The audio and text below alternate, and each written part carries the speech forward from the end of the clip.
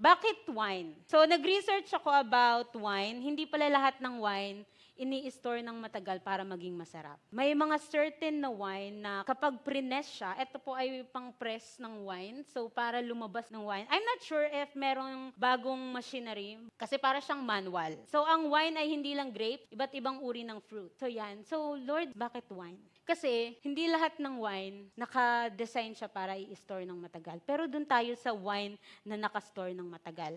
At yung mga wine na naka-store ng matagal, mas masarap siyang inumin. Sabi nung ibang tao. So Lord, anong connection niyan sa wine? Anong connection niya sa present? Habang tumatagal daw, dapat lalo nating minamahal si Lord. Amen ba doon? Hindi yung habang tumatagal tayo sa church, mas nawawala yung pagmamahal natin sa Diyos. Amen. Ano po ba yung verse natin ng church natin? Matthew 6 verse 33. Seek ye first the kingdom of God and His righteousness, and everything will be added unto us. So hindi lang, Lord, minsan, Lord God, matagal na kami sa church pero parang napakababaw namin. Malalim kami sa kababawan. Diba? The more na tumatagal tayo sa presensya ng Panginoon, dapat the more na nakikilala natin si Lord. Amen?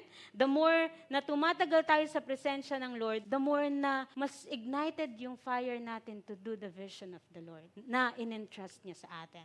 Amen po? Yung iba, pag tinanong mo, bakit wine? Pag ininom mo yung wine, bitter. Diba? Pero mas masarap yun sa kanila. Hindi habang tumatagal, nagiging bitter tayo, ha? Sino dito may boyfriend? Para mas mahalin niyo yung isa't isa, merong communication. Same goes with the Lord. Everyday communication with the Lord. Amen?